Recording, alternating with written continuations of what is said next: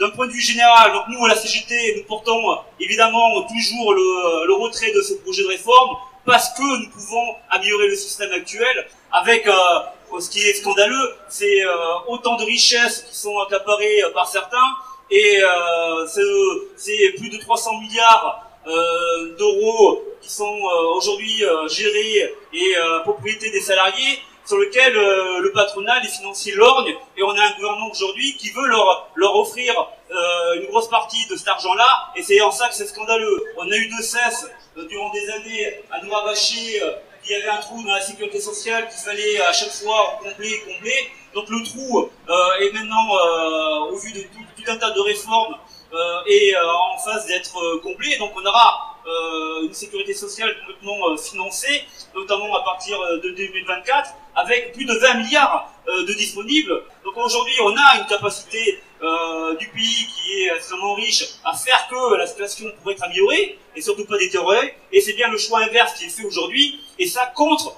la grosse majorité de la population française, et c'est bien en force qu'aujourd'hui débute à l'Assemblée nationale contre la grosse majorité du pays. C'est la 4e fois qu'on était reçu aujourd'hui au niveau de la représentante par une des représentantes de l'État. Donc s'il faudra le redire et le refaire, on le refera. Donc on a rappelé quand même à la directrice de cabinet de la préfète, c'est ça, que l'histoire de la sécurité sociale, c'est une histoire du sang et des larmes, hein. C'est des ouvriers du 19e siècle qui ont créé des caisses de secours mutuelles qui étaient poursuivies par les flics.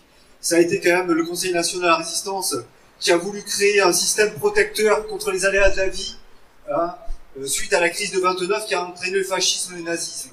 Je pense qu'il ne faut pas oublier cette part de l'histoire.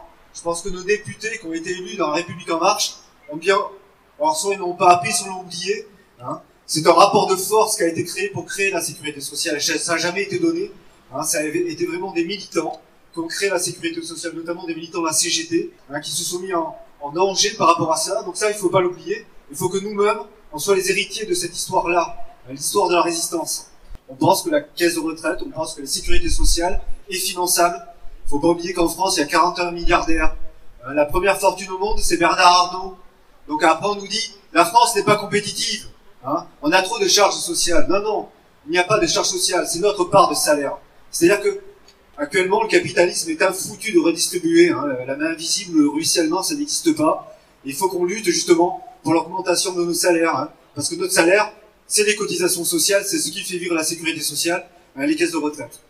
Donc il faut résister, parce qu'on est en pleine lutte de classe actuellement, hein. Le néolibéralisme de Macron, hein, c'est parce que ses copains du CAC 40 derrière, ils attendent que les 470 milliards d'euros, hein, qui sont le fruit de notre travail et qui sont utilisés par les caisses de retraite, par les caisses primaires et des CAF, tout ça, ben ça serait bien que ça soit le privé qui le gère. Donc ça, il faut lutter contre ça. Il va pas falloir lâcher.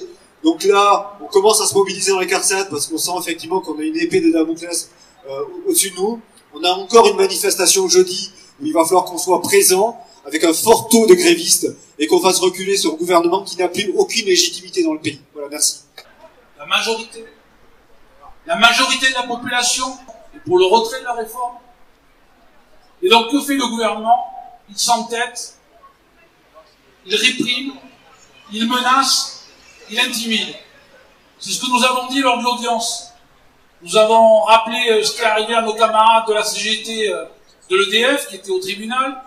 Nous avons rappelé la convocation de camarades du transport de Force ouvrière à la gendarmerie de Carbon-Blanc, et qui seront convoqués au tribunal le 2 juin. Nous avons rappelé et condamné l'attitude, alors pas des forces de l'ordre, des instructions qui ont été données aux forces de l'ordre dans les lycées lors des passages des épreuves anticipées du bac qui s'appellent les E3C, intimidation, menace, violence. Vous avez dû voir ça un petit peu parce qu'on n'a pas trop parlé. Donc la technique du gouvernement, c'est le passage en force. Alors que, je le disais tout à l'heure, la majorité de la population est contre le projet de loi, y compris dans des catégories sociales qui ne sont pas des salariés. Vous avez déjà vu les avocats manifester, on a vu les kinés manifester. Donc le rejet est là, le rejet est massif. Aujourd'hui, il vient d'avoir un vote au conseil d'administration de la caisse primaire d'assurance maladie, à l'unanimité des présents des administrateurs, quelle que soit leur étiquette, ils ont voté contre le projet de loi Macron. Dans nos CARSAT, dans nos caisses de retraite, dans nos conquêtes de 45, la majorité des organisations syndicales, FO, CGT, Sud et CGC, appellent aujourd'hui à la grève et se prononcent pour le retrait. Ils veulent casser les caisses de retraite, tous les organismes de sécurité sociale, piquer les 70 milliards de l'Agirc Arrco. Alors mes camarades, nous sommes bien déterminés à Force ouvrière à ne pas laisser faire. Nous défendrons les conquêtes de nos anciens. Comme on dit, la sécu, elle est à nous, on se battra pour la garder. Donc mes camarades, on continue, on lâchera rien. Les affaires sont pas pliées, l'Assemblée vient à peine de commencer. Je pense que le jeudi 20, on sera encore très nombreux. Partout, Assemblée générale dans nos services, Assemblée générale dans nos ateliers, pour décider la grève et la reconduction de la grève. Je vous remercie.